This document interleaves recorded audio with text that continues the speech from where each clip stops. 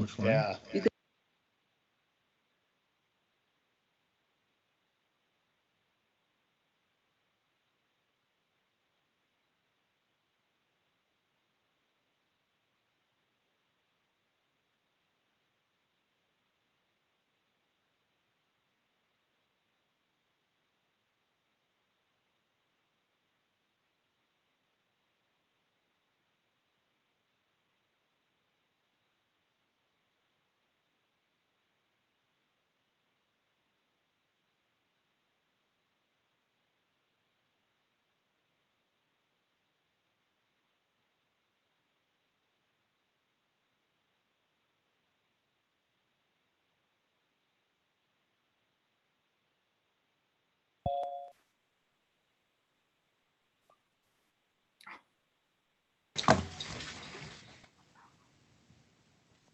Dear Lord, we thank you for this day. We know that our ways are not your ways, nor your thoughts our thoughts. And we also know that you're the one that is in control of all things as far as who goes into power, who comes out, whatever. And Lord, whatever your will is, help us to accept and honor it in Christ's name. Amen. I pledge allegiance to the flag of the United States of America and to the republic for which it stands, one nation under God, indivisible, with liberty and justice for all. Thank you. All right. Roll call, please. Lynette. Here. Johnston. Here. Gothier. Here. Brumman. Here. Brady. Not here. He's excused. He had something that come up. He had called me earlier and said he wasn't able to make it. Somebody's got something on, as we're getting echo. Or I'm getting it here. I'm muted. Maybe if I'll just shut this off. Maybe it's coming on me here. Hold on. That works. I think I was echoing back around the horn. Yeah. Okay. Approved minutes from the July 15th, 2020 regular meeting. I will make a motion to approve that one and the July 29th special meeting. Support. Moved and supported. Discussion? Hearing none. All those Can in... I add a comment on that? The MERS report was presented and you discussed that, but it wasn't included in the minutes on the special meeting. Mm-hmm. Yeah, it was. It didn't I'm guessing show that that in the you minutes? Then I will I will amend my motion to include the change that the township treasurer or county treasurer brought to light. Okay. Do you second that still, Carolyn? So we discussed during the July 29th meeting, we discussed the MERS Right. In the regards. realignment plan. Right. It just wasn't highlighted in the minutes. Well, because no action was taken. Yeah. I, Moved, seconded, and all those in favor say aye. wait a minute, what's moved and what's seconded? The approval of the minutes. As is or with the, What's your motion? that I'm willing to amend it if needed. Do you think it should be amended, Carolyn, or not? I think if you're the maker of the motion, I think you need to decide that. Well, then I would amend it to include what the treasurer said. Still supporting? Yes. All those in favor Yes. Do we need say to? yes. Yes. All those opposed? I think I got 2 yeses there. Yes. And yes, 3 yeses. All right. Hope this isn't a precursor of things to come. Can't even get through the minute approval. No, I'm sorry. We don't need, No, I'm, we're still an open meeting, so we don't need a roll call thing. Not for approval of minutes. Okay. Public comment limit, 3 minutes per person. Any public comment? I'll do mine right now. Yep. Just to bring you up to date on the designated assessor, I talked to just briefly to Dan. Last time I talked to you about it was we were talking about going in with Alpena, their director doing ours and me doing, that's been no go. Why is that? Any, Alpena doesn't, the director does not wanna commit to that because with what he has on his agenda, and I kinda agree with him, what I have on my agenda, I wouldn't be able to do it if one of their units failed. Where am I gonna be able to come up with time? so what are we gonna do then? So we're Defer- looking, Hold on here. there is a gentleman up in Alpena that the director is talking up there, and I'm gonna be in contact with him. I called him yesterday to find out if he would be interested in doing Alcona County with no fee, no retainer fee, but there would be a fee if they failed, and he would take, which, that was kind of be with me, myself, if I would've done it. So I haven't talked to him yet, but it sounds like he will do it, but it's gonna have to be negotiated if they do fail. What are the fees going to be? So it sounds like he's quite interested in it. It's neighboring his counties that he does. He does the city of Alpena and stuff like that. So he does some up there, so for right now, he's gonna do. And he'd have all the qualifications, obviously, to make sure I got all that. He's doing several units right now. I can't say what county they're in. He's a level 3. At least a level 3, if not a 4. So he's more than qualified to do it, so, but we'll have to still, I'm still planning, once I talk to him, maybe getting together with the townships and inviting all of you or or whatever to sit in on that. I've forgotten, does the township not pick up this cost though? The township, Yeah. yes, if they fail, Yeah. they would pick up whatever the cost would be, but from what Okay. I've heard with the director, there's no, he's not asking for a retainer fee, but if you ask for like a special meeting or something like that, he's gonna charge for an extra meeting, but that's what we have to discuss with Would him. expect that. But to just kinda let you know that the reason I'm telling you this, because last time I talked to you, we were like, the director up there was talking ours, and I was talking to theirs. but So when we talk about negotiating a price, the townships are gonna do that, Right, the township. not us. That's what cause prior to this, I was talking about us doing it. Right. Now we We're kinda. just gonna give them the information and say, here's the guy, you wanna talk to him, you figure Right. it out. Cause they're the Yeah. ones that are failing, right? Yeah, And they can make him their designated assessor. if they agreed, Right. they would sign. So we're gonna kinda be out of it. Let's hope so. Yeah. But yet the law puts the onus on us to have that person. We Right. need to I get believe. that person. Have that person available. Correct. Right.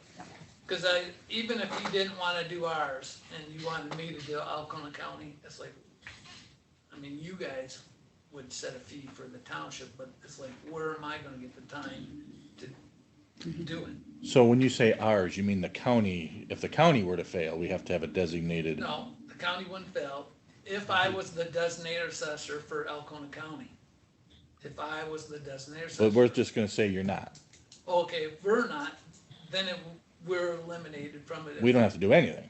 If we have a designated assessor. We have to have a designated We assessor. have to have a designated assessor in place. So this is gonna be this could be a lengthy process. You got 11 townships that they may say, well, we want this person, or we want that person, or we don't wanna pay this much, or, They have to have somebody, yeah. so who they get, if they don't agree with this one. So at the end of the day, it could be us saying, this is who it is. Or If else. they don't have somebody in place, there is going to be somebody in place, put it that way, for the township. All right, I hate to beat this horse, but just so I get this clear. So we could hire, we could have a designated assessor, and then Alcona Township could get their own designated assessor. They don't have to use ours. Correct. They could have their own. They can Right. negotiate whatever fee they want. We're gonna have ours that says this is what's gonna cost you, but they can do their own thing. If you don't have one, here's one. Got it. Okay, now I'm getting it. Yeah, and, That's kinda weird, but, I mean, that's what I was kinda saying, if it was me, I mean, that's why I'm saying I don't have time to do that. You guys would negotiate a fee. Maybe So we're gonna- You could hire 3 more people or something like that, but I don't see that happening. we have to make a designated assessor available. And I have somebody Right. in mind, I'm waiting for a call Okay. from yesterday, so. I understand, no. I didn't. Well, this allows the state to only have 83. Know for sure there are 83, rather than if Right. they were to have made this deal with every one of the Yeah, townships. right. They know everybody's covered somehow. Yeah. Okay, that makes sense. Thanks for, Yeah, Lead and me I'll on keep there. you up to date what's going on as we go forward. all right, anything else?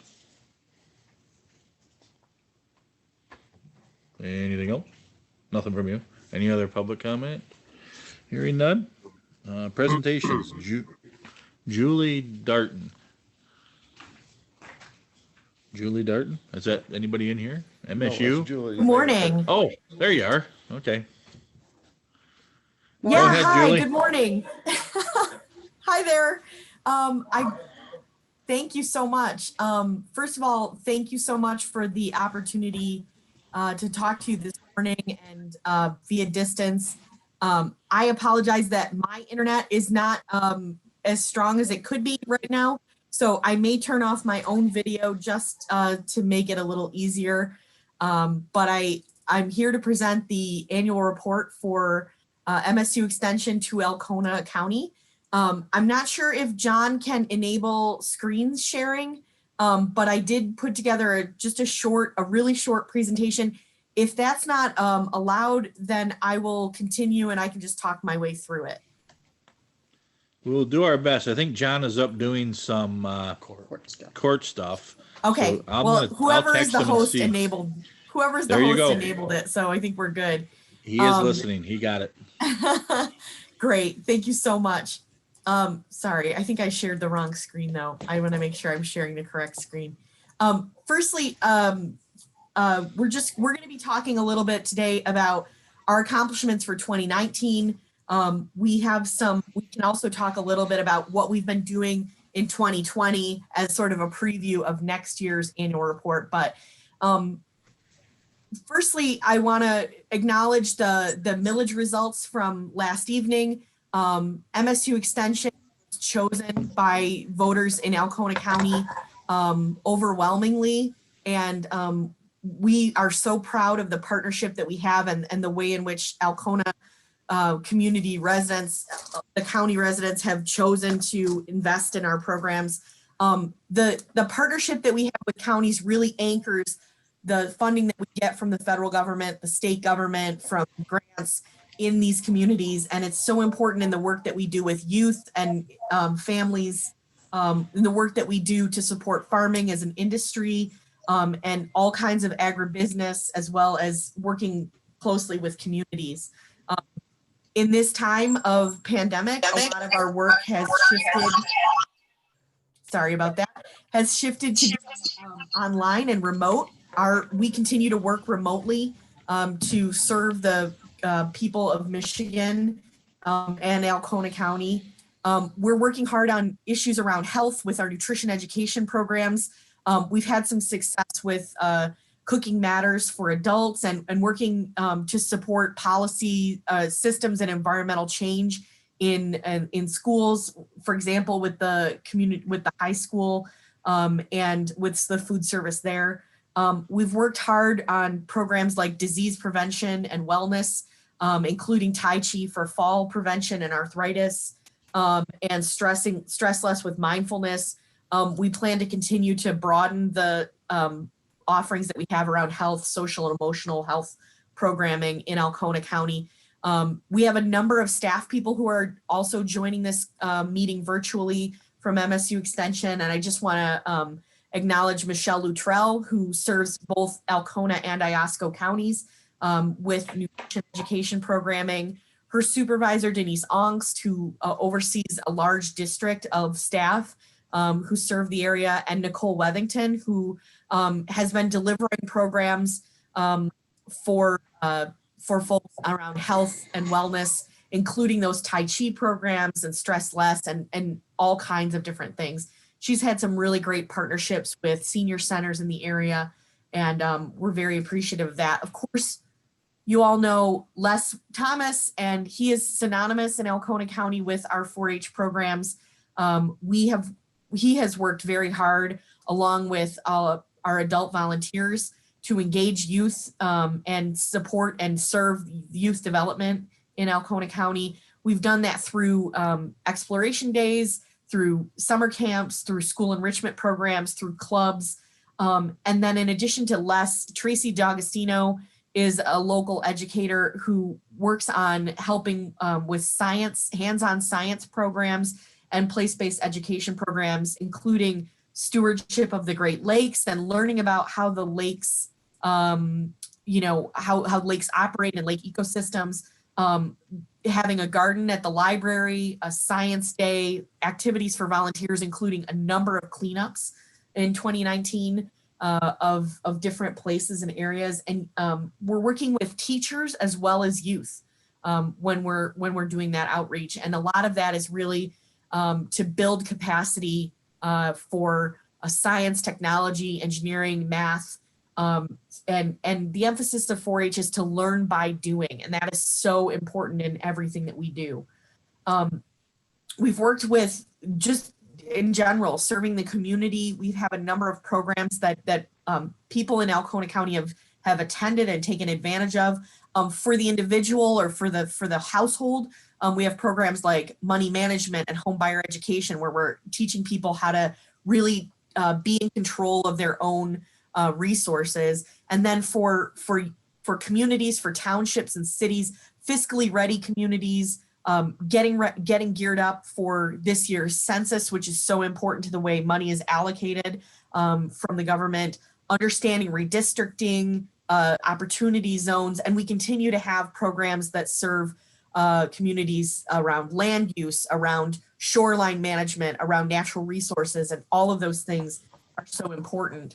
And then the reason that extension really began in the United States, the reason that land grant universities were an idea, is really to make sure that we had the means to use research and demonstration to feed people and to support agriculture. And Alcona County residents and farmers have attended classes and programs like a beef cow calf seminar, programs on commodities like Christmas trees and hemp, which is a new industry that's recently been allowed by a change in law.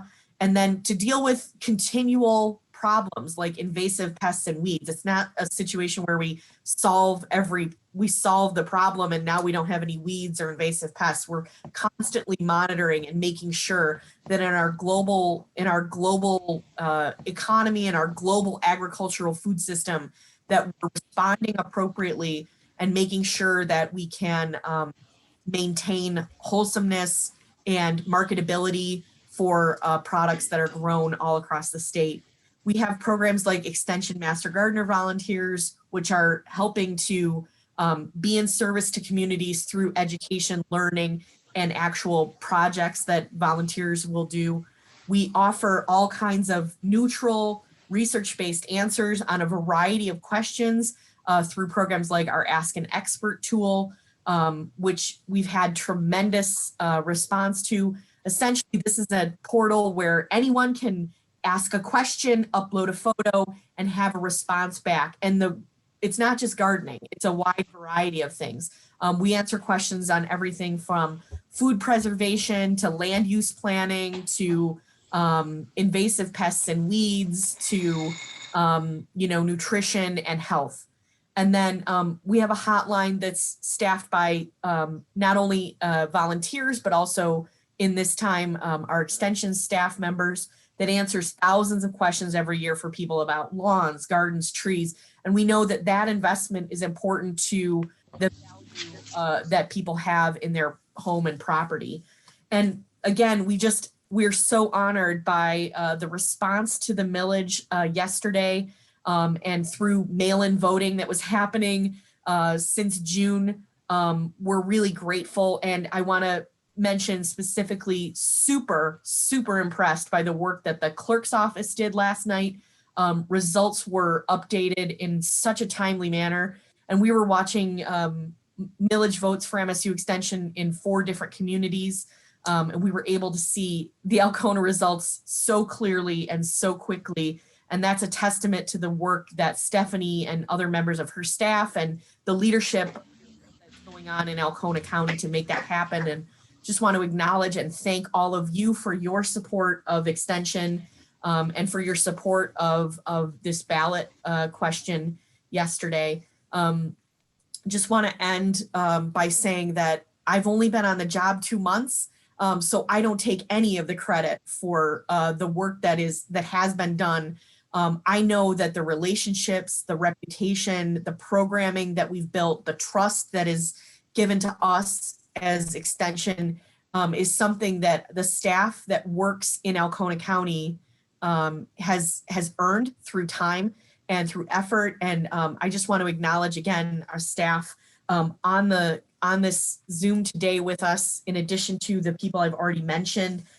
Phil Durst, who's an agriculture educator who serves a very large area, but whose office is in Ogama County. Again, Nicole Wethington, who serves a great proportion of the state. Increasingly, her programs reach a huge number of people. Her office is in Crawford County. Dorothy Munn supervises staff in 19 staff in something like 12 counties across the state. Denise Ongst, who also supervises a huge number of staff, 8 or 9 across another 12 or 13 counties, including Alcona.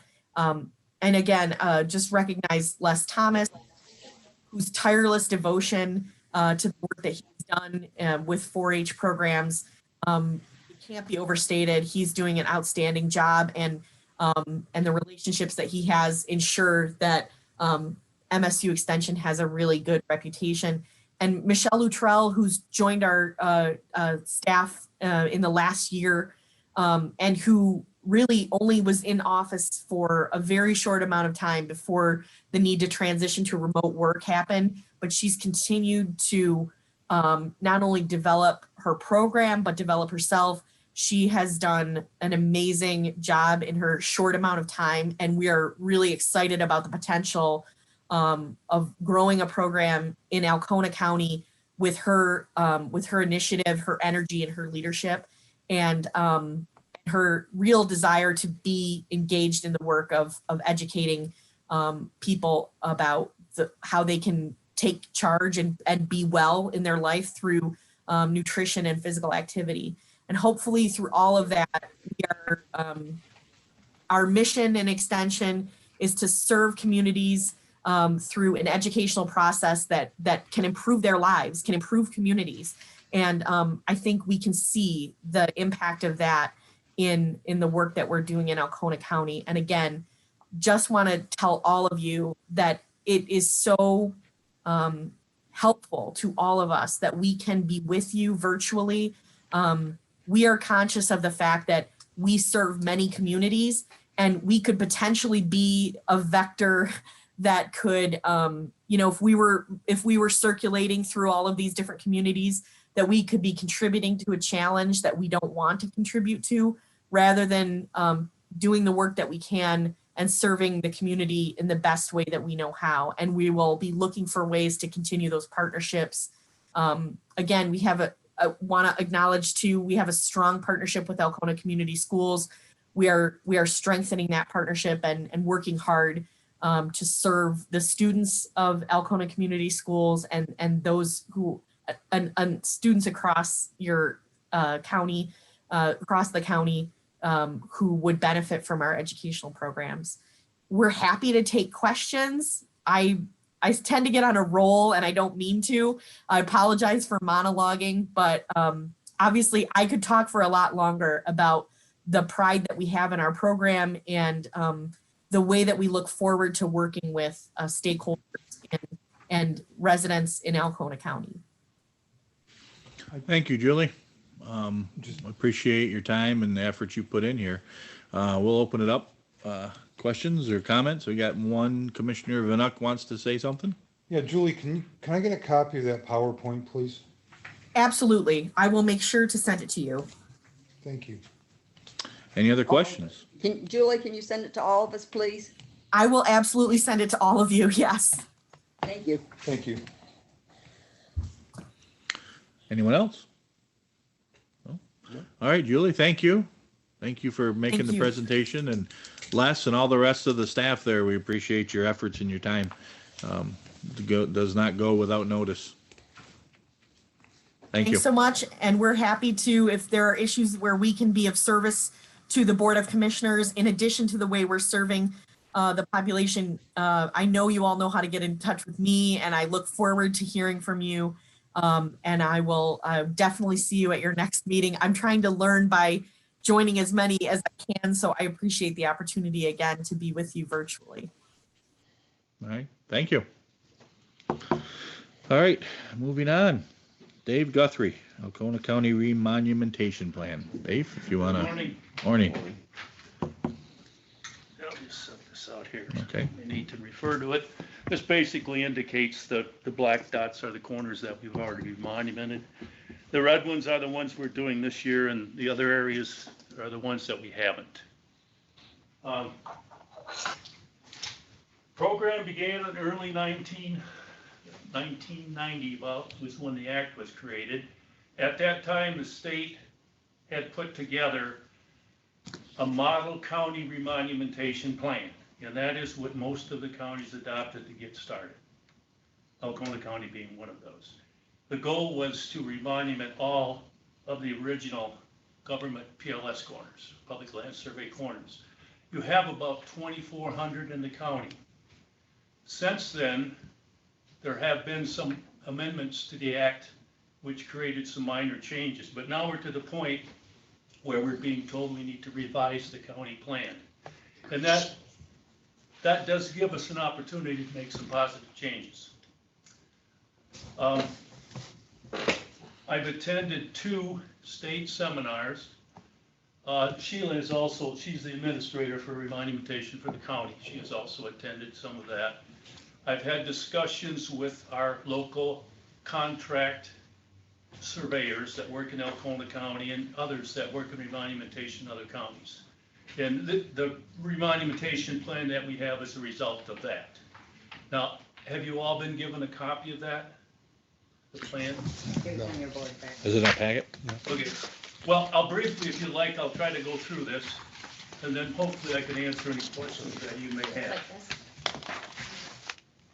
Well, this is Just the kind of overhead. We don't an have them. explanation of the county remonumentation, but the next pages are the plan itself. No, we don't have a plan. I will say that this has been approved by the state.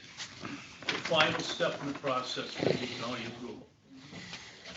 If you jump to page 3, They don't have it. We don't have it. Thing they have is the. We just have the cover Oh, letter. oh, that's, I guess that's on me, How I did say, you- so I refused, and I did get the, I emailed you all of this before, that's okay. I Yeah. did, yeah, I did. Okay, well, that's unfortunate. Well, give us the nuts and bolts as much as All you, right, what well, we need. if I may step forward Sure. here. Yeah. This is the plan itself, the revised plan. It's 11 pages. The first page is just the adoption. Second page is the table of contents. The third page is an explanation of why we're doing this. It has to do with amendment that was done in 2014. This gives us an opportunity to address all these issues, and I will say some of this is the way we've been operating from the beginning, but they're asking us to address this. This is what we're proposing to do, and I'll read this to you. The corners we're going to remonument, most of the remaining PLS corners and their associated property controlling corners. A property controlling corner would be a corner that you get into a situation where you've got 2 section corners, 2 monuments in the ground. The information is presented to the peer group. The peer group decides which one represents the original monument, the corner. The other one is like an accessory. It's called a property controlling corner. And thankfully, we don't have many of these, but occasionally we run into them. We have to deal with it. We're going to remonument most of the protracted corners lying along the township line opposite closing corners. And this is where the townships come together. And there was a closing corner set. There's a quarter, half a mile from there that wasn't set at the time of the original government survey. It's very important that we do that now. And then most of the meander corners along section lines at the intersection of lake shores or bodies of water. These are real important because they define the property lines either north or south or east or west of there. We're going to do those. What we're not going to do is centers of sections. They're not a part of the original government survey. If we were to do those, bring them into the program, and we could do that, it'd probably put another 10 years to the point that we're going to complete this thing and get to what's called maintenance.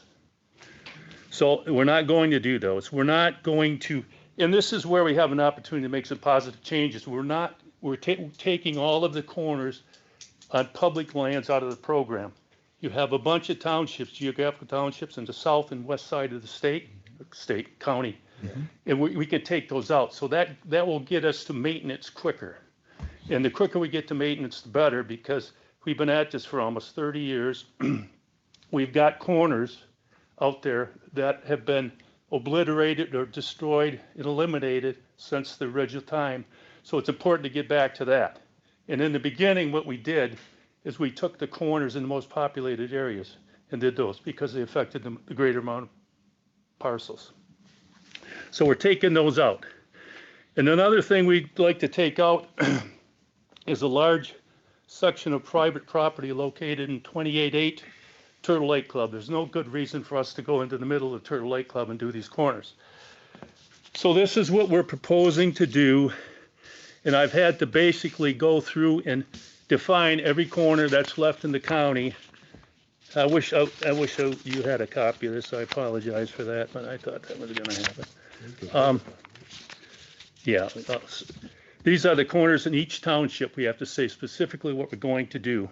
I think there's 22 townships, geographical townships. So we've listed all of that.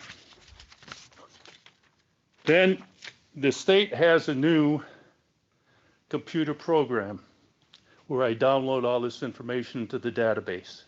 It won't accept the meander corner designations. That tells you specifically where it is on a chart, so I have to assign a 3-digit code to every one of these corners, and that's what these two sheets are all about.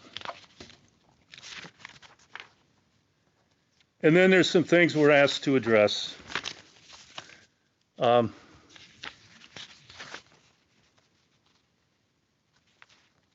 This is here. This is kind of an inventory of what's left by geographical township. It lists the corners that we have completed, the corners To be completed. And the number is, we've been able to reduce that by taking out the corners in the public land and some of these other areas. We've been able to reduce that to 2,120 corners rather than 2,400. So that would mean that we would have almost 600 left to do, and that number is misleading because it deals with, you have townships, you have common corners common to both townships. So the actual number in terms of physical corners would be something like 450, approximately. That's what we're proposing to do. That's what would be left. And then this talks about the perpetual monument plan, which is the maintenance plan after we completed phase 1. So how many, I mean, you're only doing about 40 corners a year? 30 or 40, yeah. If we had $700,000, $800,000, we could finish this up in 3 years. But we don't. You know, we're getting $40,000 a year. But the good thing about this is there are 5 counties that have completed it and they're in phase 2. Once they go to phase 2, they don't get as much money, which leaves more money into the pool for the counties that are still working at it. So as time goes on, hopefully our grants will get greater. It's hard to predict what's going to happen in the future right now, but you know, that's what I would hope for.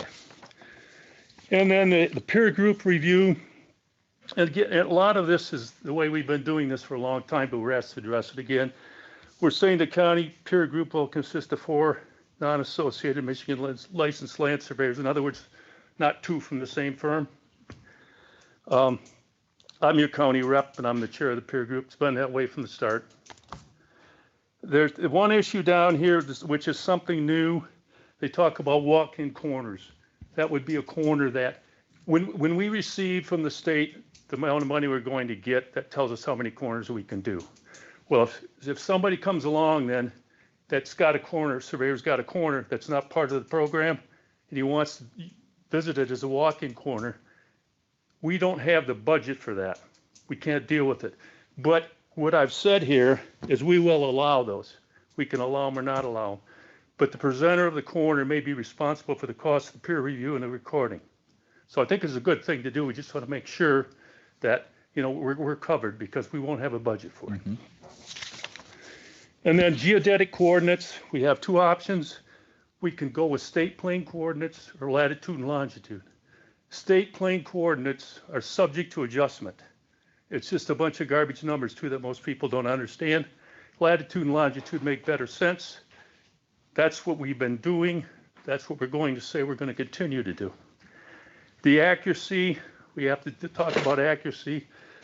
The standard is that it be measured to 1/100th of a second of arc, which is about a foot in terms of precision. The ability there is to do better. We have the ability to do that, but that's the standard, so we're saying we're going to do that. The other thing is the database is to be maintained by the county representative, which is me. It's not a problem in doing it from the start. We have to talk and tell them we have no agreement with the county and MDOT for maintenance of continuing operating reference sites. We don't. And then the last thing is revisions to the remonument plan, and none exist before now. So that's the gist of the thing. I think the good news is this gives us an opportunity to eliminate some corners, original PLS corners, that there's no good reason to do. They're on public land, or they're in a large portion of private land commonly owned. So this is what we're proposing to do. And again, this would be the final step in the process. We're still working at 10 years, 8 to 10. Yeah, yeah. And to get to maintenance, you know, and it really should last forever because maintenance is important. The need for that in Oconto County is right now. The corners are, when we set a corner, a monument in the ground, it's referenced to 4 objects, physical objects, utility poles, trees, whatever. A lot of that disappears over time. So, you know, the quicker we can get to that, the better. And I have this. Work once you find that corner and you use your what do they call them when you got the tree? It's called a something. Reference. A reference, yeah. So then you latitude, you GPS it basically, that monument. So Monuments GPS, yeah. right. Yeah. So then 20 years from now, that tree's gone. You can still utilize that GPS. Well, the standard is within a foot. That's not good enough. Okay, that's not good enough. Yeah, that's because I know That's the standard, you know. That's your GPS receiver that you buy at the sports shop can get you within 7 feet, you know. But it takes survey grade GPS equipment to do better than that. I'm going to leave this here. I have this on my computer, and I'm sorry everyone didn't have a copy. We'll Is there make a copies. date on signing this? Yeah, do we need to sign this or approve this? You'll need to sign it if you elect to accept it, and then I will just need a copy of sheet 1 with the signature of I'd Sheila, like to have a. along with the get a board copy and do it next action meeting. item. And then if you do that, I'll submit it on to the state. Before he takes off, I guess I got a quick question if you don't mind. Sure. You said the red dots were things that you still yet to complete. These are the ones we're doing this year with the money That we would be have. Mitchell Township and the border of Mitchell Millen, is that correct? Yes. That's, looks like the Lake and the Greens area, is that correct? Lake in the Green will be a little bit south of there. Okay. This is Lake in the Green right here. We've pretty much taken care of most of that, Okay. but it's difficult. The only private area we haven't done anything in is the Hubbard Lake Hunt Club. And this is going to be, it's going to take an awful lot of effort because there's no roads on section lines. The roads are just random all the way through there. And it's not typical of what's in the county. Sure.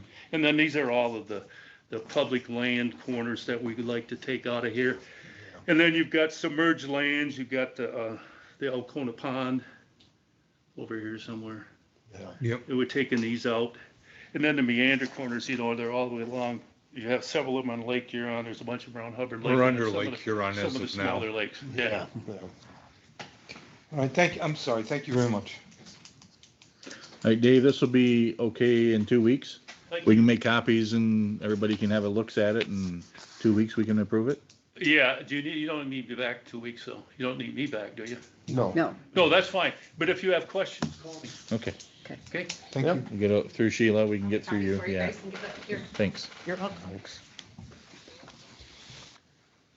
Sheila, you can wait to do that. Yeah, we don't need them right now. We're gonna, if we put on. We're gonna next- be 2 weeks, so if you don't need on the them right next now. agenda. And you'll be available for any questions too, right? I mean, if you get, yeah. Apologize that I didn't have that for you. Thank you. Thanks, Dave. Thank Thanks, you. Dave.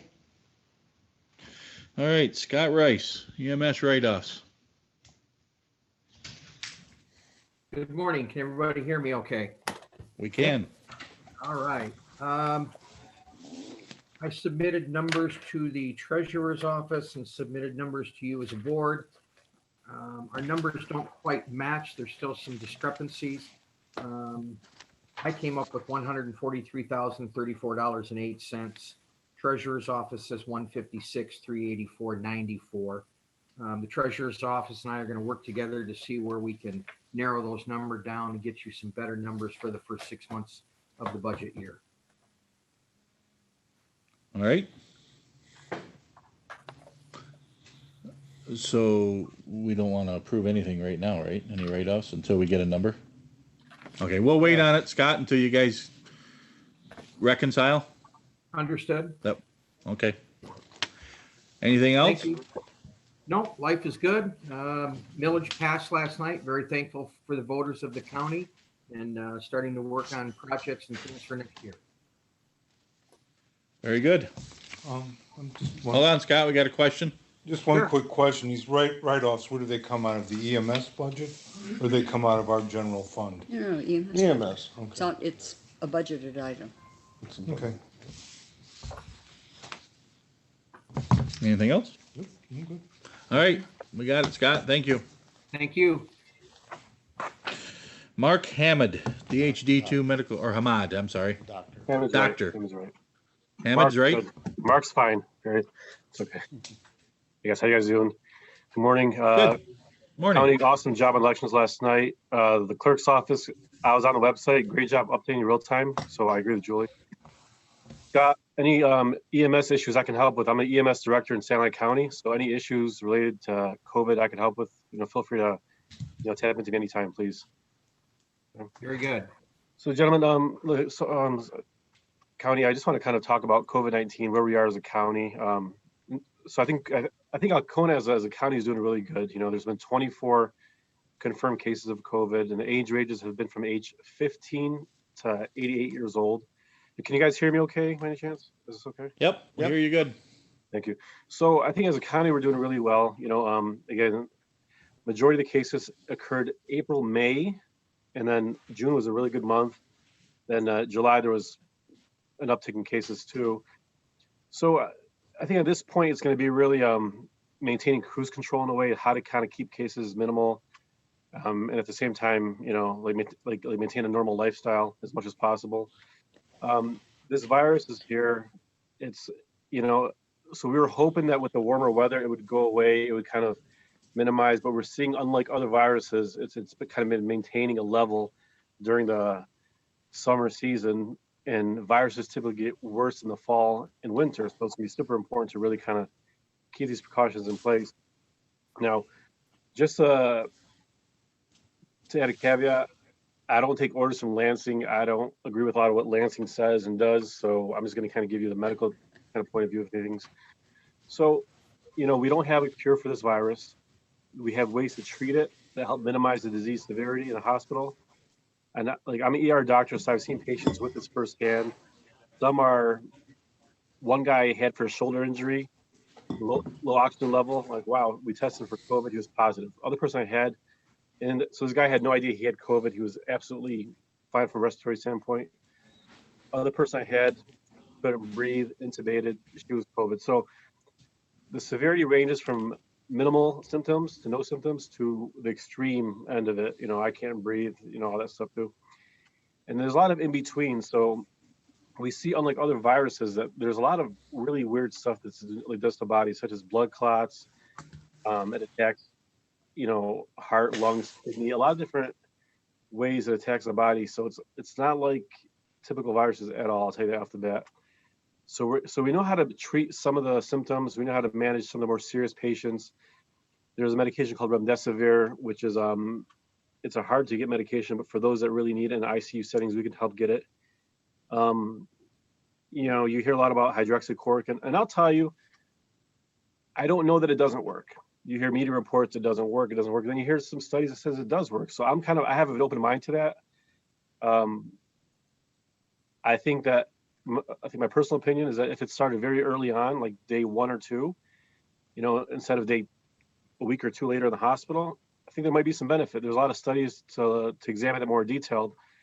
I work at Henry Ford Hospital, and the study we had at Henry Ford looked at hydroxychloroquine, and it showed it worked. It showed it did work for those patients.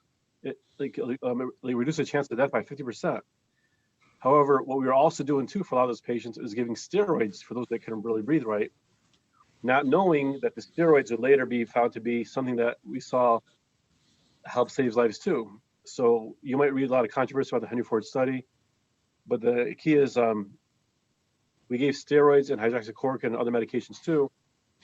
So we know that something in there helps save these patients' lives by 50%. So half the people live longer than other people who didn't get them. But we're not sure as to why exactly. So again, I don't rule out hydroxychloroquine. I think it might have a lot of potential, but there's still more information that needs to kind of come out of there too. Face masks are the big hot question. Do they work? Don't they work? So we don't have a pure treatment. We know what prevents this virus from transmitting.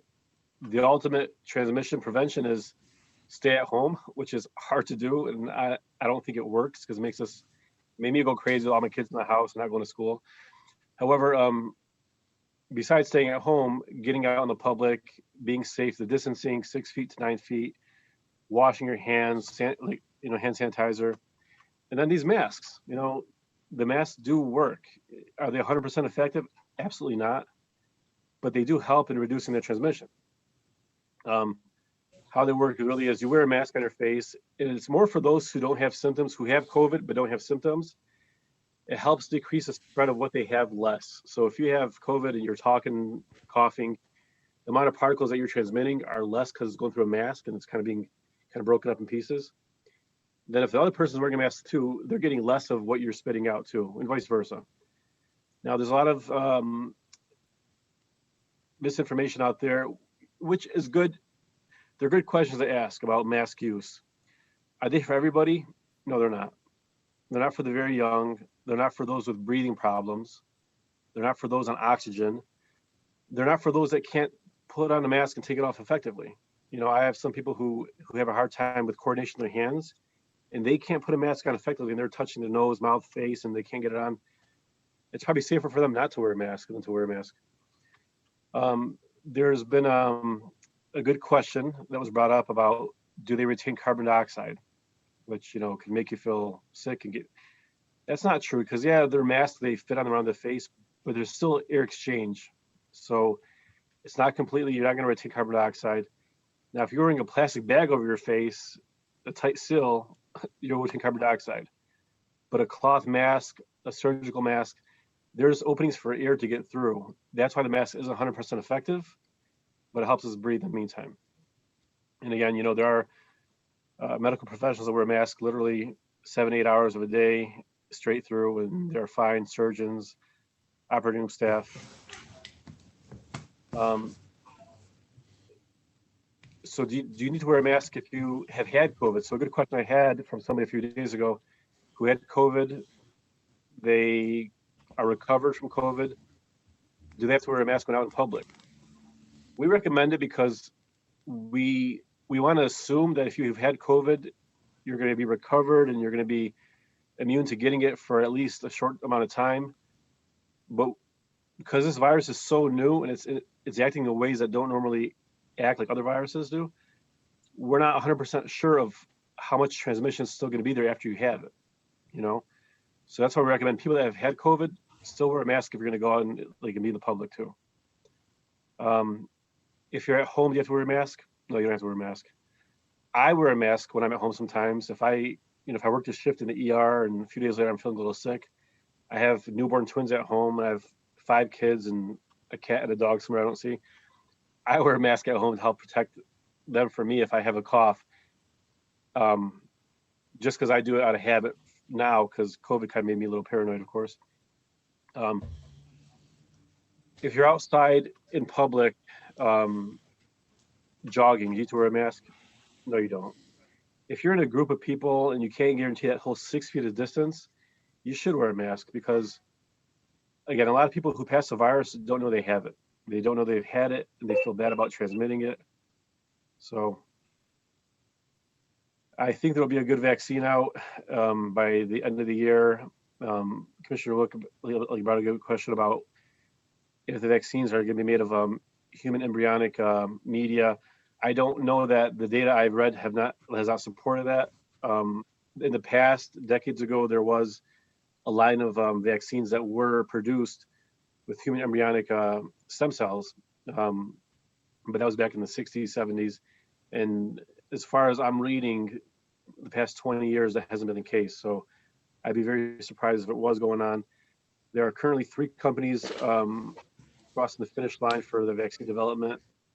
The one that's probably going to be the one to finish across line first is going to be Moderna, which is actually, it's not even a true vaccine as far as made of recovered virus. It's more of a called monoclonal antibodies. It's a really interesting way they make this vaccine that has no human, virus in it at all. It's all kind of experimental viruses.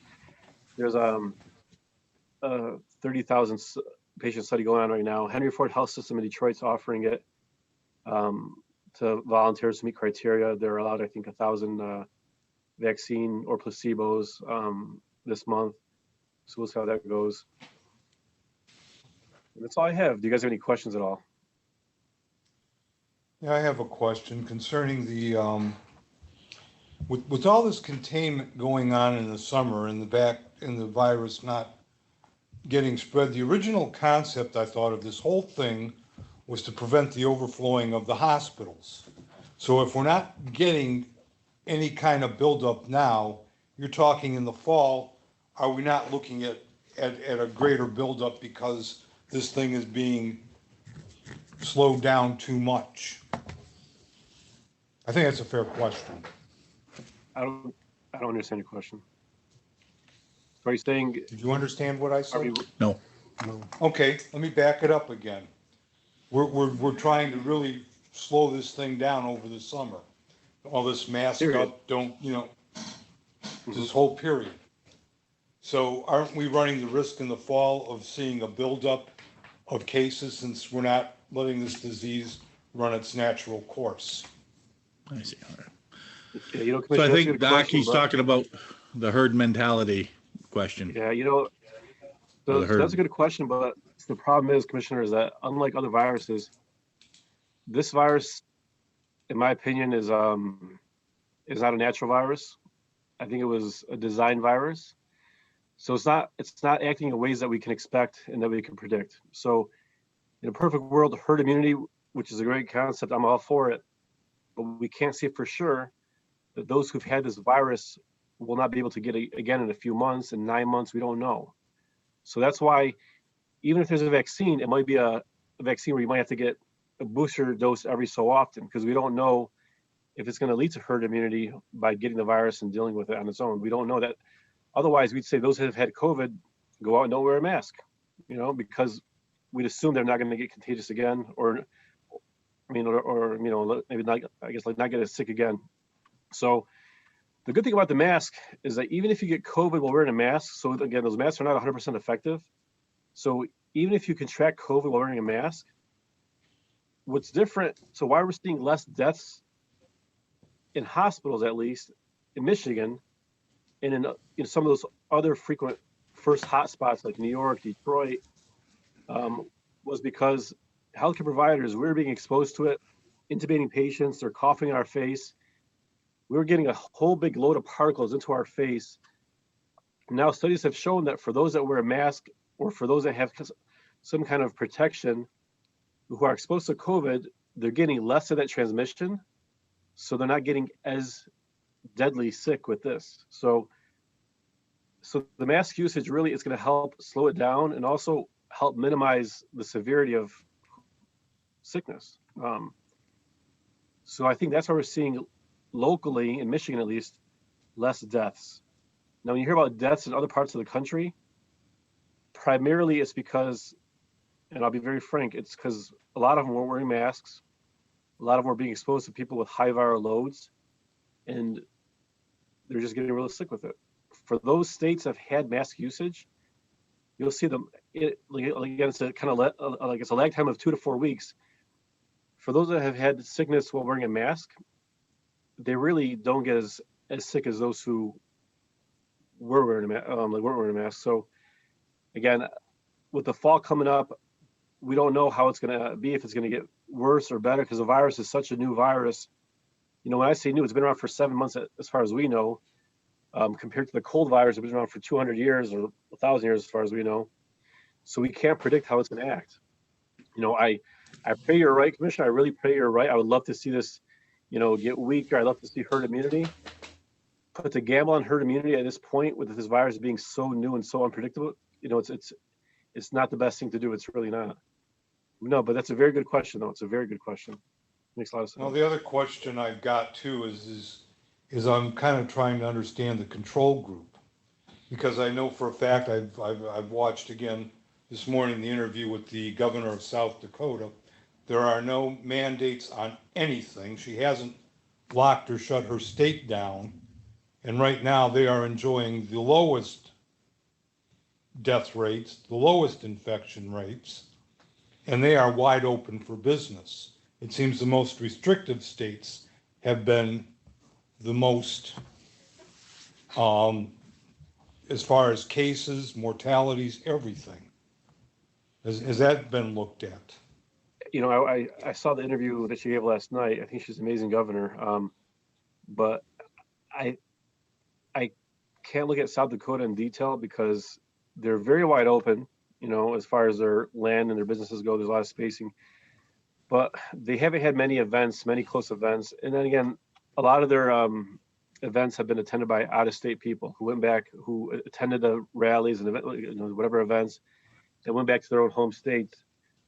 And part of the thing with that state is that they get a lot of outside visitors now that are going back home.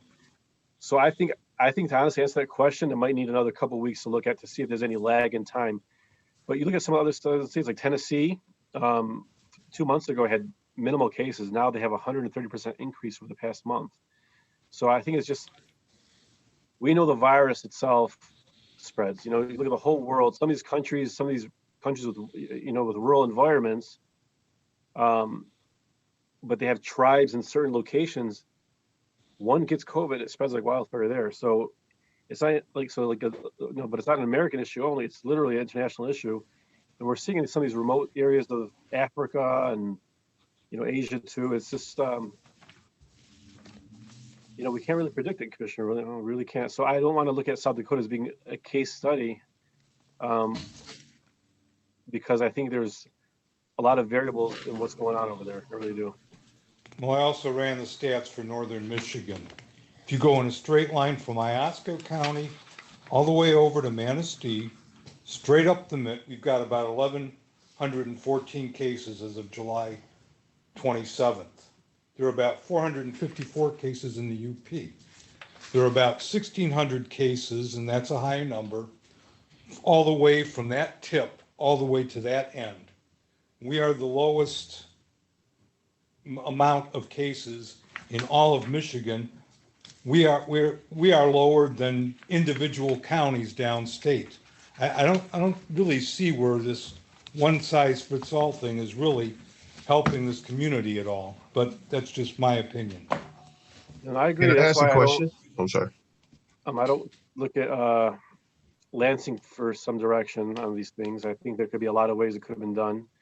And I hope that there's a better look at the granular data as far as, you know, regionalization, you know, when it comes to schools and opening schools, and as far as, you know, if a school system has a lot of cases, should the whole county be shut down school-wise? I don't think so. So I think there needs to be a lot of, you know, study into that too, to see if there could be any kind of local, you know, decision-making instead of taking it, you know, one size fits all. I think that's a really great point.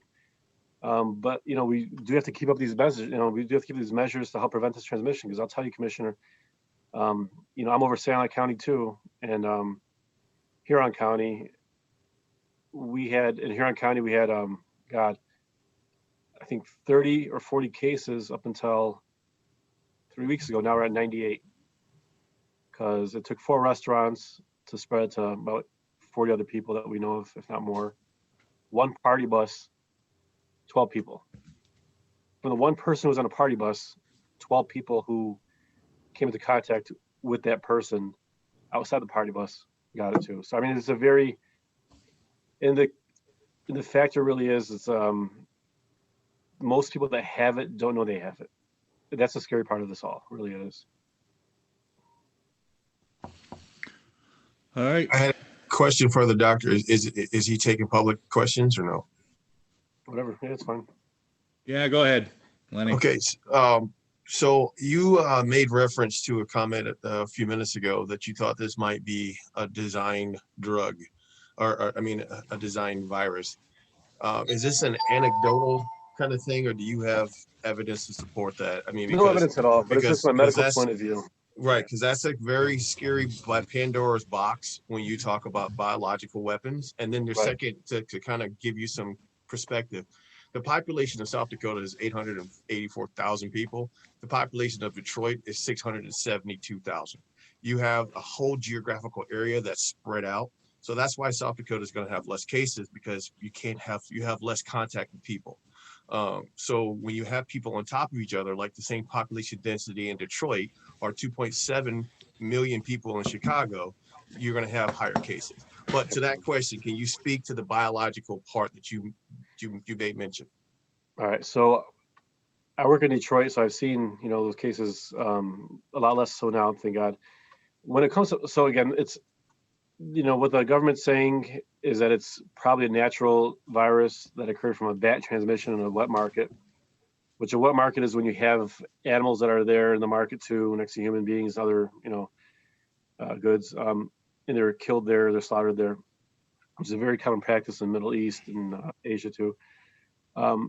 I think from my own medical standpoint, and again, I'm not speaking for anybody else too, just myself, is that the way that it affects the body, a virus can typically cause a cold, pneumonia, but we're seeing blood clots. We're seeing a lot of very abnormal ways that it's affecting the body. And it's through a lot of like a super inflammatory state. So, you know, 7, 8, 9 days after they get this infection, there's this period where the body all of a sudden goes through this really high amount of inflammation. And that's what kind of really puts a lot of pressure on the liver, the kidney, the heart. We've seen strokes.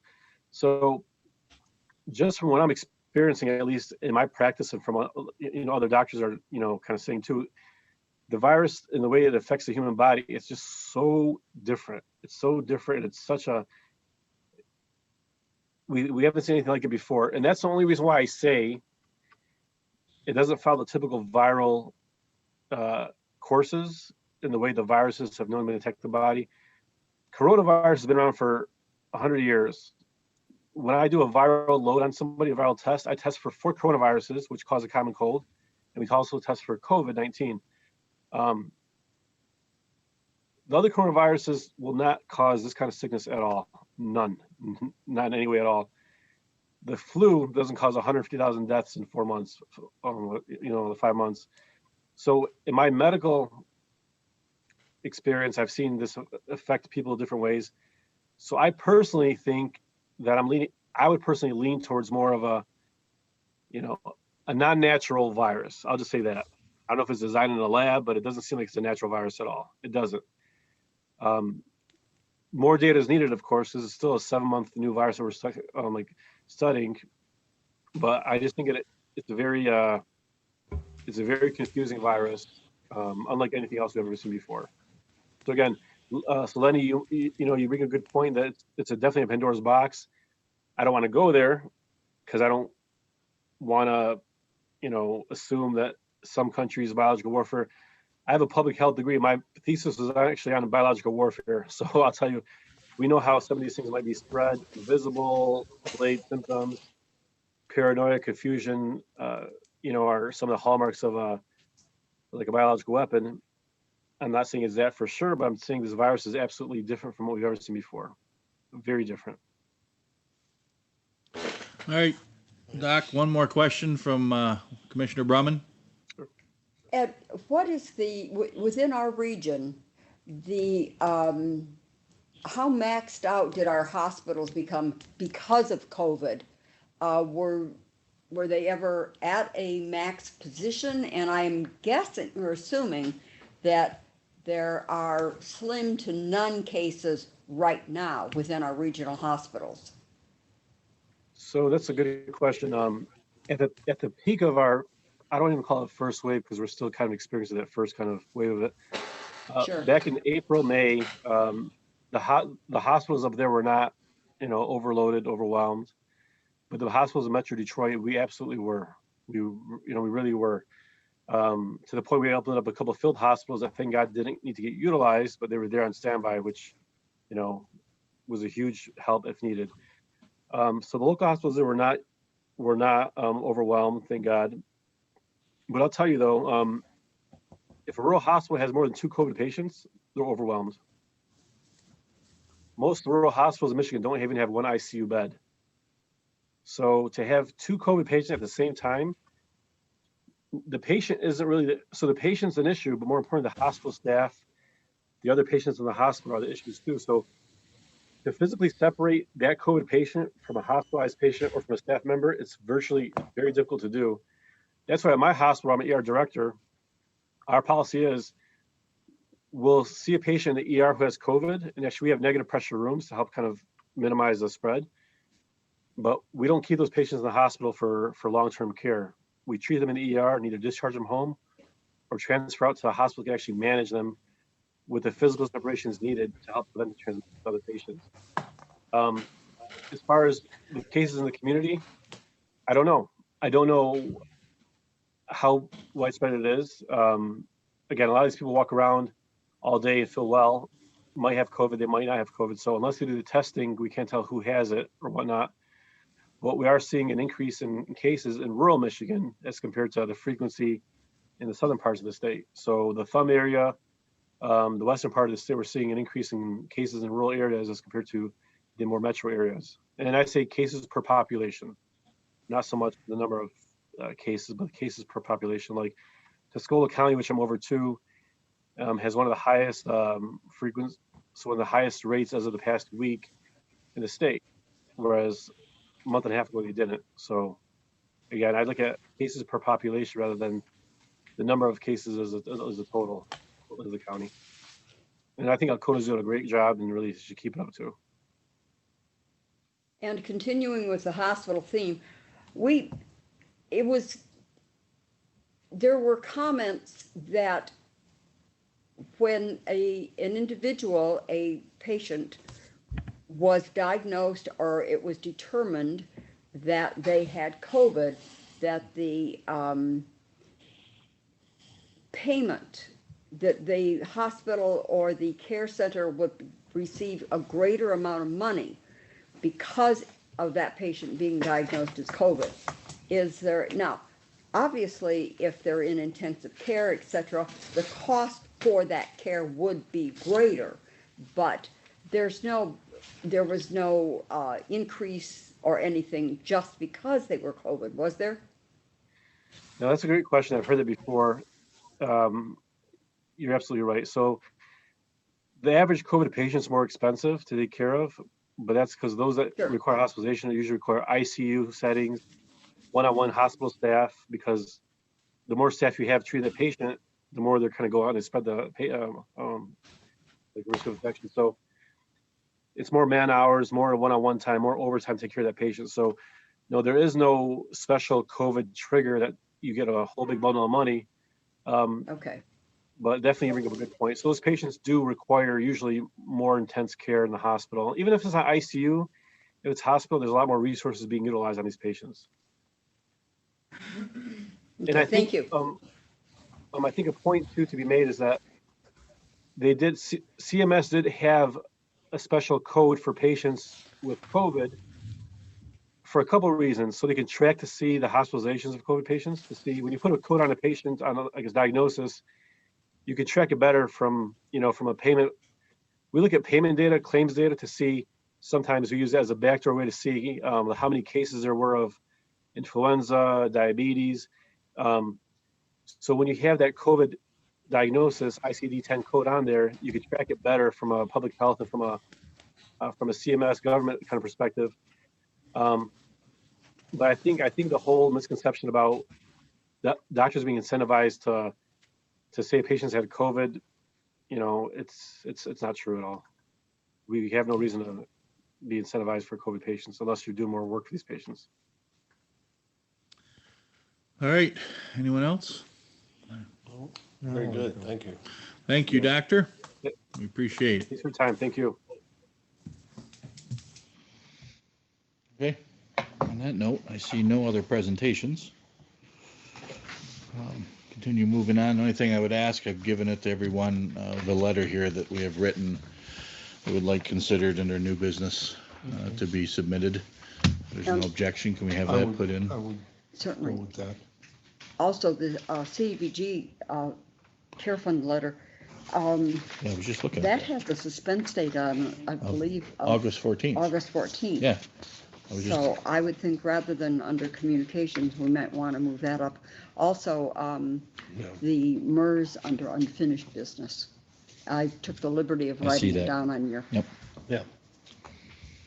all right. If nothing else, we'll entertain a motion to approve the agenda. I'll make a motion to approve the agenda as support? amended. support. All those in favor say aye. Aye. Motion carries. All right. Unfinished business, MERS. So I believe we got a report last meeting and felt like Update to it. Right. we needed a little more information or a little more. And I sent you out a suggested motion, but only suggested. Explain this a little bit. That, what you're looking at right now, is showing Division 13 of MERS. This is moving the retirees from Division 13 to separate them from the EMS retiree, so that we can separate the line items and how the bill is paid. Those ones would be going to Division 1, where active employees would be contributing to the unfunded liability on those. Mm-hmm. And then this one here would just separate the Division 2. That would be separating the dispatch employees that are under that division from the sheriff. So that would be creating a 911 division separate from the sheriff. So a whole new division for Yes. 911. Okay. And then this one is just transferring within two divisions. Right, the EMS would remain in Division 13, and those ones would be transferred to Division 1. So dollars, how's this all work and what's this doing? That's what our original report we were looking at was telling us, and we're kind of, So what MERS explained to me was that once we can carve out those initial plans, she will be giving us a more detailed billing on how it will actually be once they are able to transfer those employees and recalculate based on the active. no bottom lines are gonna change, it's just gonna be shifted around on It's who. gonna be shifting around, yeah. The very bottom line is the same. Very bottom of all Yeah. costs will be the Yeah. same, Right. but different departments will absorb costs. Correct. Some in relation to some what- less cost. Right. Correct. This was, from my perspective, this was a rather challenging project that Trina took on, and I want to thank her publicly because she really did. I think she worked hard on it. So the 13's the ones, so those are basically like secretarial, or what would those They be? were initially Teamsters. I see. So since that seniors Teamsters plan broke off from the B4 plan that was no longer offered, they would just. And that one followed because of one employee followed to the EMS Correct, and ended up getting Right. billed to EMS. correct. Right. So now it's coming, that employee's. Part of it will come back. Right. Right. So they will base the wages off of that one employee, and then that will be billed to EMS, and then these ones are retirees. They're all retirees, so they're basically considered unfunded liability per Mhm. se, so the active employees will offset that. Mm-hmm. So then, do we need a motion to approve those reports to the chairman to Yeah, sign? I sent you all a motion, a suggested motion. Where it was You on didn't print it email. though, did you? No, we didn't print it. Well, I don't know if you printed it or No, not. you didn't No, print I it. didn't print it. I think I printed it. I sent it to you. Whoa, Do you have it and you could make the suggested motion? yeah. That would be even Actually, I better. have it laying on my desk. Okay. Have it on. But you Is said this you've it? got it printed out. Oh, Trina is that might be always, the COVID-19 well, one. that's the COVID-19. Trina's always got it. Do you want me to get it off your desk, Carolyn? Is it on Um, top of your desk or is it hidden? It's in an email. You got an email on your phone probably. Just a second. I'm trying to bring it up here.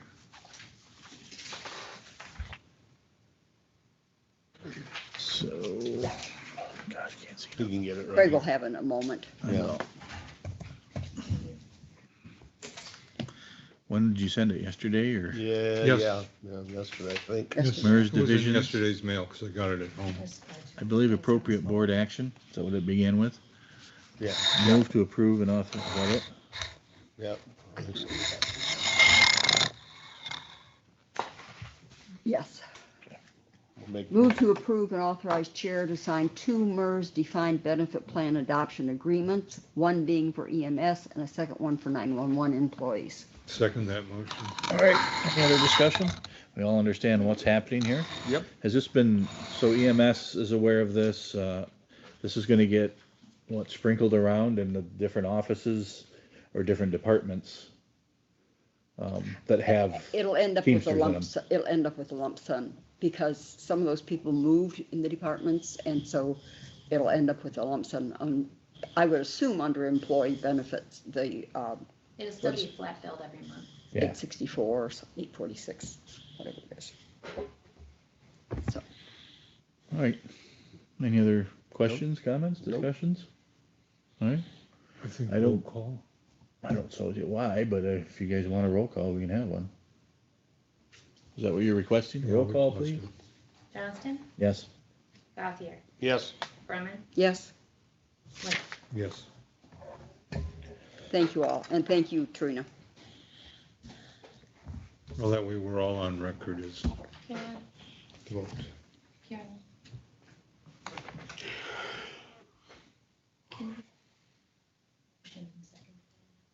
I seconded it. She didn't, yeah. Today's the what? Fifth. 8/5? 8-5, yeah.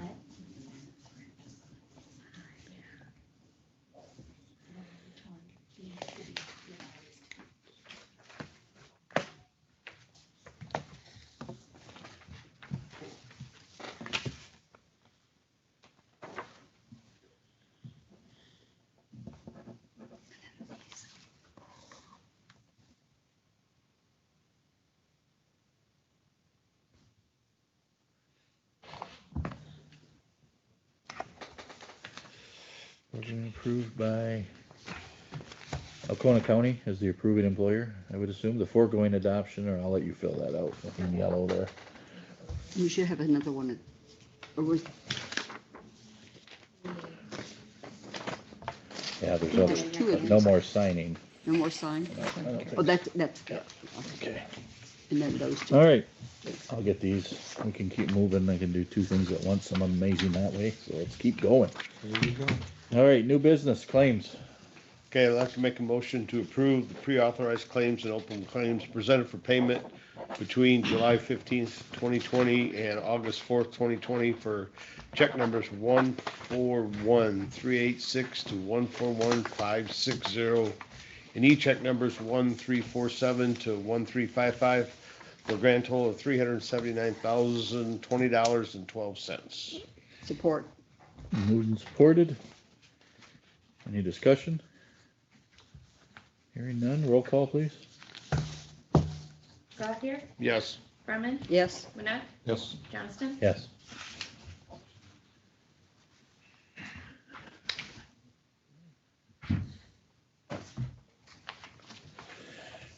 All right, Precious Paws Rent. I would ask that that be set aside.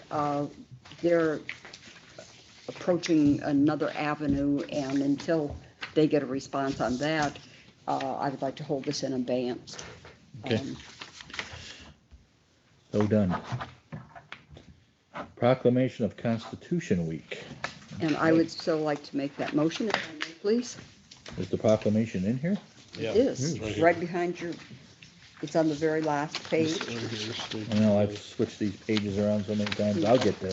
If it's there, I'll find it. All right. So is that a motion you're making? Yes, All right, is there support? I'll support it. All right, this proclamation reads, whereas it is the privilege and duty of the American people to commemorate the 233rd anniversary of the drafting of the Constitution of the United States of America with appropriate ceremonies and activities, and whereas Public Law 915 guarantees the issuing of a proclamation each year by the President of the United States of America designating September 17th through the 23rd as Constitution Week. Now, therefore, is this me? Or is It would this be you. Yep. Craig Johnston, by virtue of the authority vested in me as Commissioner, Alcona County, Michigan, the week of September 17th through 23rd as Constitution Week. That's the proclamation. So we have a motion and support. Is there discussion? Thank you. Hearing none. Roll call, please. Roman, Yes. Winnet, No. Johnston, Yes. Gothier. Yes. Motion, or roll call motion passes. Do you want me to sign this one, or do you want to print my stuff in there, There's this one. my computer, and then I'll sign a printed one?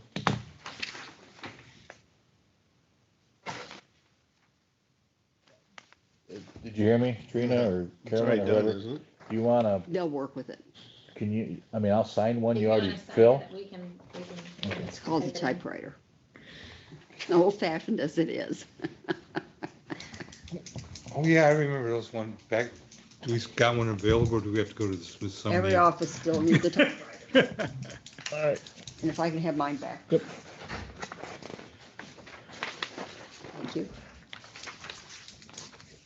Make my DAR contribution. All right, next item, I don't have it on mine, but we brought it up, so we need to take a look at the CDBG CARES County allocation funding. Could we do the COVID preparedness, please? Oh, yes, I'm sorry, I missed I that would one. move to adopt the COVID-19 preparedness and response plan updated August 5th, 2020. There's support, I'll second it. moved and Part of what supported. this required under Executive Order 161 was training of our workplace supervisors, which happened on Monday. And as you all know, we did have a preparedness and response plan 2 months ago, something like that, but we now had to do another one. And we are back to self-screening, and please utilize the form that was on your desk or your chair. We are self-screening, but we are not keeping, we're not Temperature. retaining those, are we? Yes. Yeah, we Do are. we have to, Yeah. attain- are we, Yeah. so how do those get submitted by employees, or what are we doing there? Yes, well, that was all covered in the training Okay. Monday. Each department head is Gonna hold them. overseeing that. Yeah. And the individual employee is checking theirs off every day. And I don't know what we're gonna do with them. Health department, on the other ones, we were told we could destroy them. Yeah, It's this one- almost an exercise in futility. Yeah, I mean, the order didn't necessarily say you had to keep them, just said So you have to do it. you gotta do it. So what did How do you you- prove you did it if you don't keep them and say you did it? Exactly. I mean, it's, Right. Yeah, the when she tail's gets to wagging the order dog. 172, we'll destroy them. so we're maintaining the records to prove that we did do what was asked. Correct, Got it. correct. Thank you. All right, so any other questions? We did not change our underlying plan. Our, Not really. our preparedness and response plan is still in No. place. We just kind of enhanced it with some of, to accommodate Order 161, correct? Yep. What do you think? All right, I have no other, anybody else have a question, comments? Comments, yeah. I think it's overblown for what we've got going. I mean, again, we're not having the problem. I think it's just a severe overdone thing, and I think it just needs to be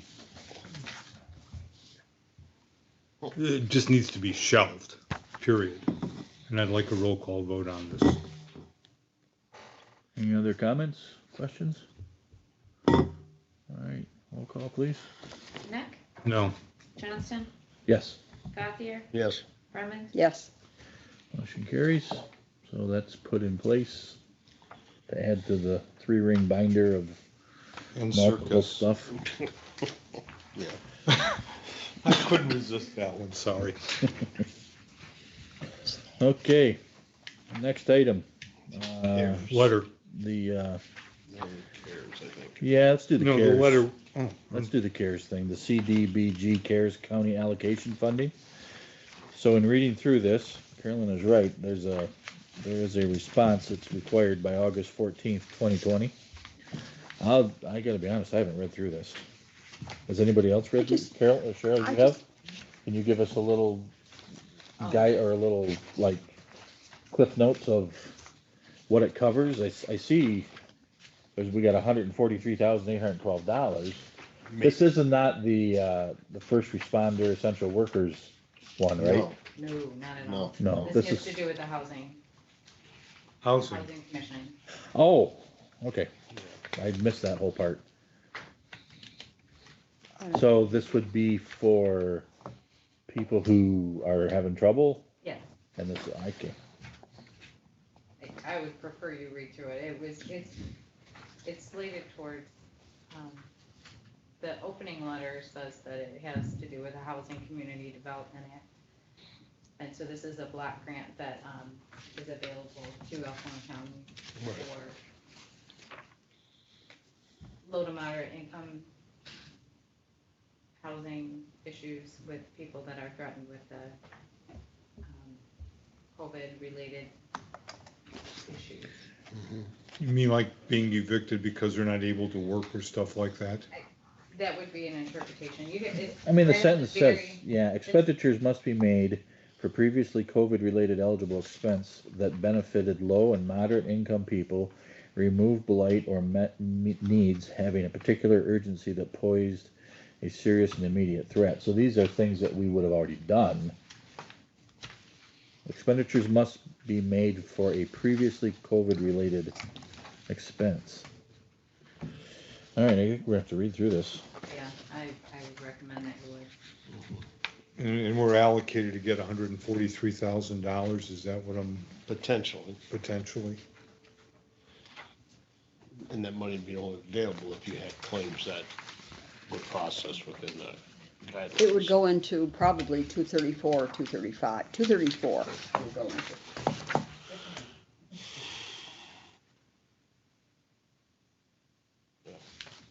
We do set it aside, we do not have another meeting before the due date of August 15th. Yeah, what is our next meeting is the, No, 17th, 19th. Yeah, 12. and this is due the 14th if we do it. You might, whoever wants to consult with Diane Rash. maybe That's what I was wondering, is she put gonna be some the, insight. She was Yeah, on she would, earlier. yeah, it would all go through her. I don't know if she's on anymore, but she was on earlier. I did see her there. My thought with it was that it would be made available if in fact she has use for it. Right, it's available money if somebody qualifies for it. Yeah, and so I guess from my perspective, when I Yeah. glanced over it, I thought, well, yeah, let's at least let her have it if she can use If it. you can get it, If she right. can't use it, well, you know, The only way It she'll goes be able back. to use it is If to we have approve it. somebody qualifies for it.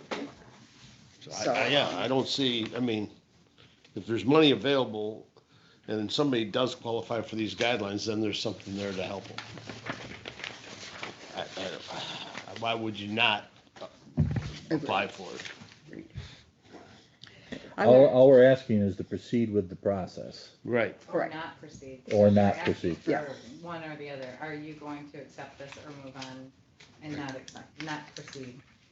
So it's put out there in that way. Right.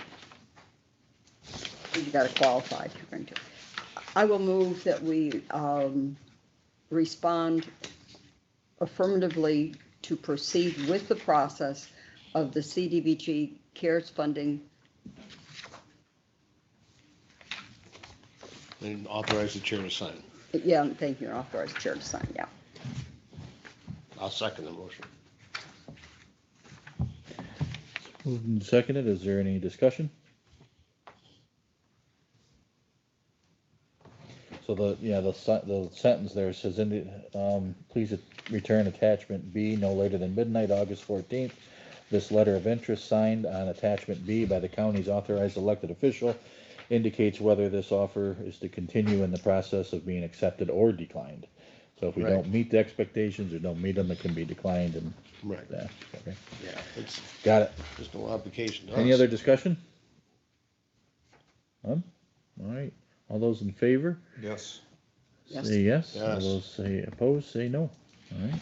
Sign it. Do you want me to sign this one, Trina, or you got your own, or?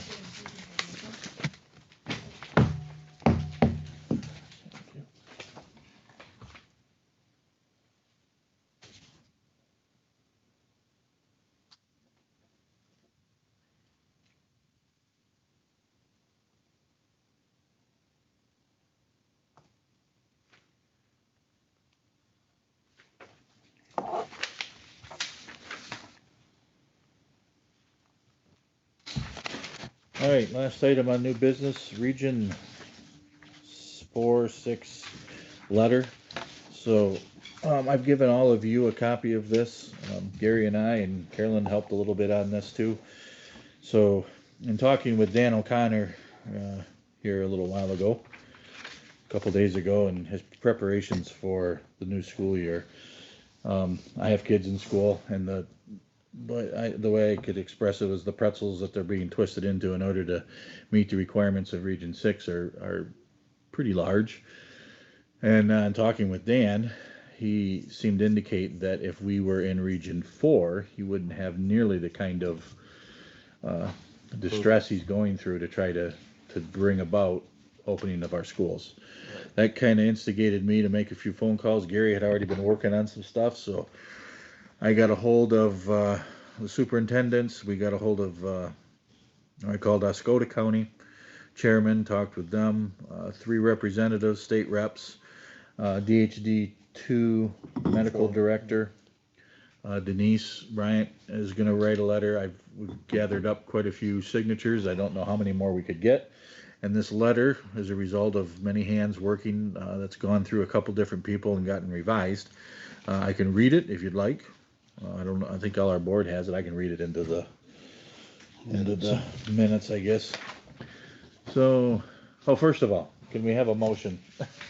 I'll make a motion to accept the letter that's been drafted with the couple revisions. Is there support? Support. All right.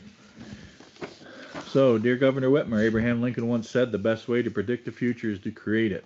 The past few months have been filled with uncertainty, and it was a future none of us could have predicted.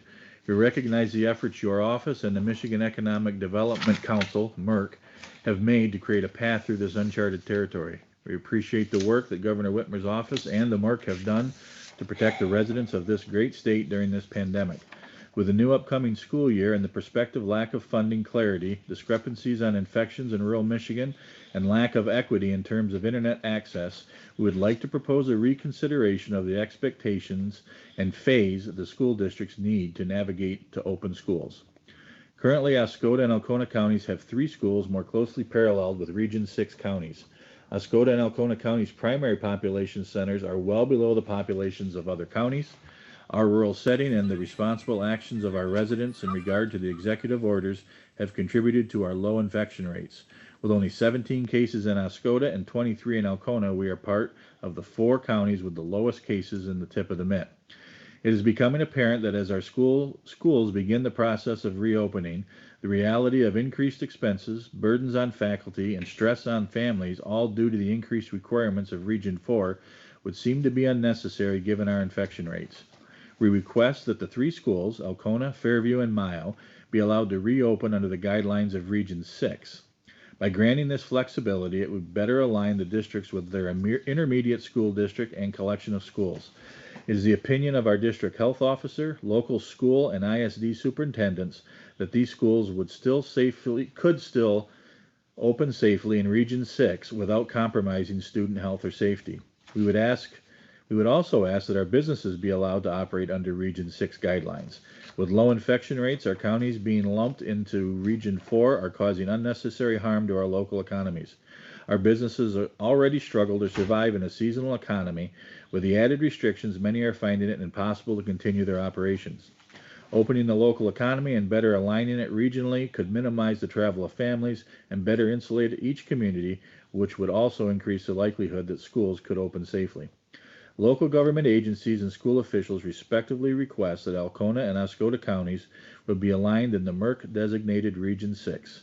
The above request is not made lightly, recognizing the sober realities of the damage this pandemic has caused throughout our great state. It is a hallmark of great leaders to be nimble and adapt and adjust to what is happening on the ground. We collectively thank you for considering our request and would make ourselves available to discuss the issue further or answer any further questions from state officials. So I think we worked fairly hard on that, so Very good letter. succinctly say what we wanted. We need Did to, you say suggest instead of request, or request? Yeah, the They're gonna two, change. got changed. two changes are, is it's our district health officer and respectfully request. Yeah, what I read is the correct one. we Yes. need to align this, like this is. Okay, we can do that. or- Yeah, it's minor, but it's presentation. All right, so, any discussion? I think it's a positive, good step for us to take.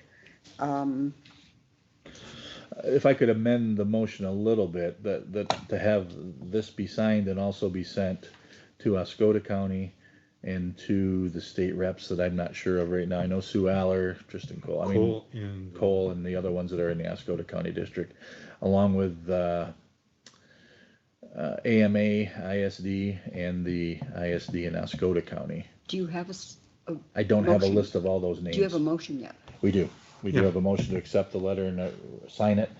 If the board will indulge me and allow me to get those names. I'll amend the motion Oh, to allow absolutely. that. Because those all names are I included. thought that was part of the package. I don't have those names on me right now, but I will definitely get them and I'll make you aware of who they are. So who they will be the ISD, the AMA ISD, the ISD for Oscoda County, the Oscoda County Superintendent, the Alcona County Superintendent of Schools, Mayo Superintendent. Mayo, the DHD2 Health Director, and then I believe there'll be 3 state reps and maybe a senator if we can get them.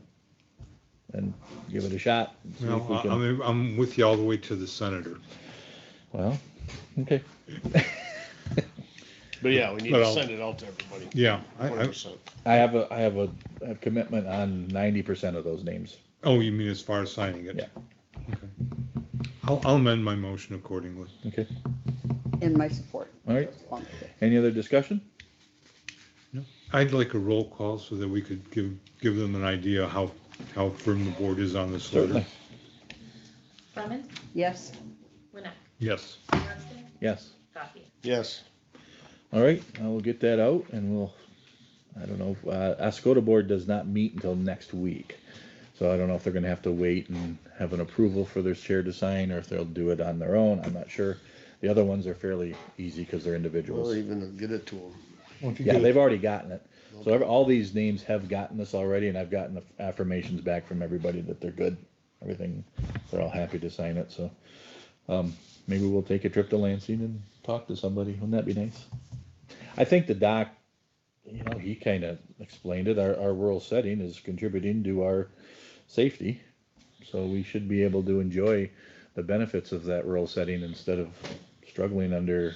Especially in 3 weeks from now, our rule setting gets less.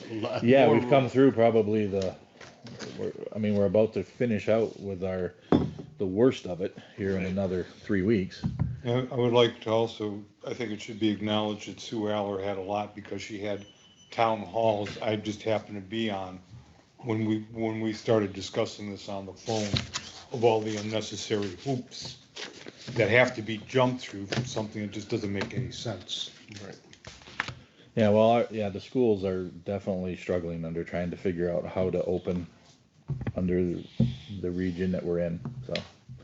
All right, thank you for that, and we'll continue on. Treasurer's report. We have, I believe we have got the approval for the extension of the audit. We have, today we rescheduled for a finance meeting. There are a few issues that have come up that we just need to address, nothing major. The tax dollars have started to come in for the general fund money.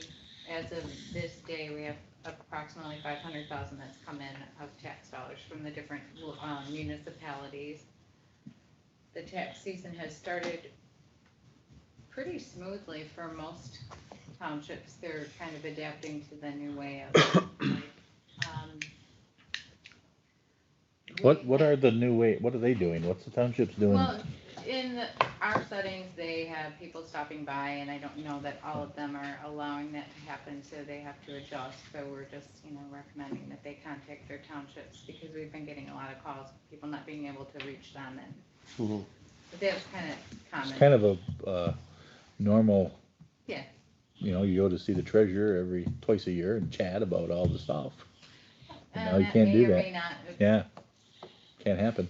It may or may not, Yeah. depending on which township to contact. We did have a very large, which I sent out to you guys yesterday. There's been some tax tribunals that have come through. There was one in particular with Wells, and that came through earlier this summer. There was approximately 245 changes that needed to be made to parcels until that resulted in a $50,000 refund that we have to get to them and charge back. Board of Reviews went through. We have all of them. There's not a whole bunch of changes in that. There was quite a few for 20. There was some that affected the prior years. Those have all been, the changes have all been completed on our end, and we'll be issuing refunds to those taxpayers for their bills for the prior years. Other than that, we're pretty much, I believe, done with waiting on the audit. Haven't heard back. I don't know if Adam has heard back, but we're just moving along. No issues, the shortened days, working as best as we can. All right. Any questions for the treasurer? Nope. All right, clerk's report. Well, as you know, we were here late last night with elections, and they went just about as smoothly as we could have hoped. So the clerk, Stephanie, is currently working on doing all the additional things that she needs to do after an election happens. But other than that, we're moving along and everything's going great. Well, and congratulations to our clerk's office. She was the 5th within the first 5 within the state. Top 5. Yes, Yep, top 5 within the We're state very getting the mail. excited about that. To report or to Yeah. be? To the To state. Lancet, yeah. Good. And I think John deserves a lot of credit, because I mean, without our IT guy, this would not have been quite as seamless as it seems. John helps us tremendously with our elections. Township clerks too? Mm-hmm. And they must have done a pretty good job to get the stuff to you. Yeah, they did great. Yeah. Good. That's a good warm up for the next one, because it's going to be a little bigger in November. Yes, it will. What was the percentage of our voters? Did anybody see that? I do not have that. No. I It was think less than half, I a think. little over a third. She It's like 40%. She mentioned that we had quite a few voters in relation to how many people we have. We have like around 9,000. 9,500 or something registered voters. Yeah, and I think we had somewhere around 4,000. That's what I thought, Right. 4,000, so So under half. just less than half. Mhm. For primaries. Very good turnout. All right, any other questions for the clerk? No. Or the deputy clerk? All right, communications, have those there, take a look. We dealt with the CDBG one. Committee reports, Gary, do you have anything? I went to the Millen Township meeting. They held that Monday, believe it or not, in the place where they were holding the election. Other than that, I think we had the district health meeting at the Alcona County School. It was supposed to be held here, but due to the social distancing, and we'll just leave it at that. They held it there. Really nothing new to report other than the fact that we're jumping through all the hoops for this thing. Dan, anything? This, finance, like Cheryl said, we're gonna try to meet again today. Adam's not here. But we've been meeting weekly, taking care of the stuff that has to be taken care of on a weekly basis. Everything seems to be running smoother there. Waiting for the audit to get done and then jumping into the 2021 budget real quick. Other than that, that's kind of where we're at. Carol? Had emergency food and shelter planning meeting. That used to be 12, 15 years ago. It was in the $25,000 range. We are now down to $3,035. There's $62 that goes to United Way of Northeast Michigan for the administrative costs. We're expecting some additional money on that because of COVID, but nothing concrete yet at this time. Sunrise board meeting, Hunt board meeting was in person. 2-on-1 was Zoom, pretty routine. Cedar Lake Improvement Board had their their meeting, and we passed our first resolution moving forward to the development of the new assessment. It's very, very specific as to X has to happen within 10 days and Y has to happen within 20 days. And we are in that process right now, but it's moving forward. Gary and I had a senior staff meeting. That was when we did our training as is required, which was truly laughable. But we did. One of the important things that is in Executive Order 161 was that the training had to be in the language that they are most accustomed to using. And we did do that. We did it in the language they're most accustomed to.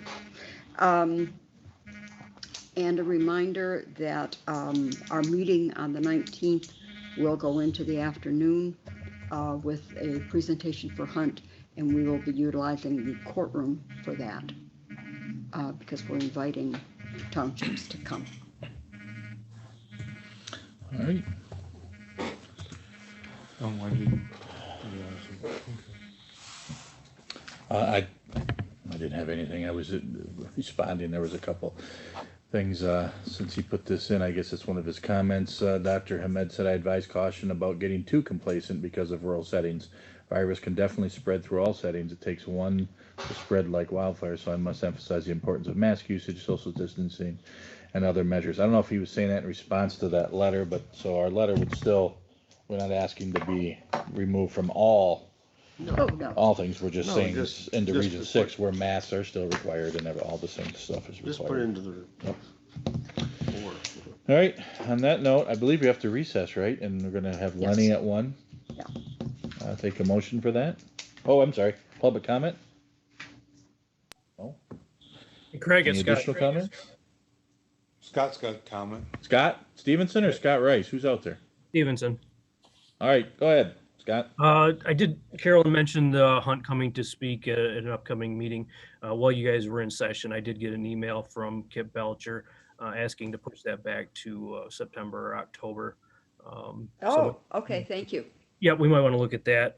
One other point of business, I haven't got back from the chair the signed first responder hazard pay application. Maybe you've sent that in already. I'm not sure where we're at with that. First responder pay. Sign it. Remember from last meeting, right, Scott? Yeah, July 15th, we had the meeting and it was approved. I signed everything that was in the folder. Check on it. We'll check on it, Scott. I emailed that to you probably about the 13th of July. Yep. And I know we approved it, right? Yeah. The last meeting we did it. Yep. All right, It was. we'll get it and get it signed. Just needed a signature and a couple of signatures on each page, Craig. That was all. Okay. We'll get it printed out today, and if I don't think I've signed that. I didn't see that in that folder. You had to sign to the bottom of each page. Yeah, I don't That think was I. the one that was presented. Okay, Should have it. we'll get it. I'll be Okay, over very to good. get it taken care of. See you in a bit. Thank you. That's all I had. All right, thank you. Now we're back to commissioners' comments. Yes. again. I'll be brief. The Constitution Week, Constitution to me has kind of been, kind of like the way we treat the Bible today. It sits at home on the end of the coffee table, gathers dust. You can't read the Constitution by itself because it stands on top of the Declaration of Independence. And, you know, until people are really getting committed to doing and following what it says and even discuss what it says, I just see this society going even further and further down the drain, especially with this COVID thing, the way it's walked all over people's rights and freedoms, and people don't even realize what it's done. And I'll leave it at that. I would respond, if I may, respond to, DAR does not leave the Constitution laying on the table. They are actively involved. They promote student participation in knowledge and awareness. I think I remember doing an essay. You Yes, write essays yes. in school for Students that, right? write essays that are supported by the DAR, and I do not feel that the DAR is being remiss in their approach to supporting Constitution Week. Dan, do you have any comments? Nope. Carolyn, do you have anything Oh, else I think to I add? said enough. And I don't either, so thank you. I'll entertain a motion to recess until 1. So moved. Seconded. All right.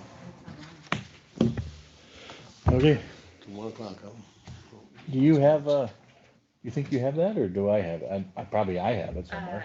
I gave you my copy that was filled out that Scott had sent to me. Okay. It was just needed Needed he my had signature. sent everything. Okay. And they had sent it to you.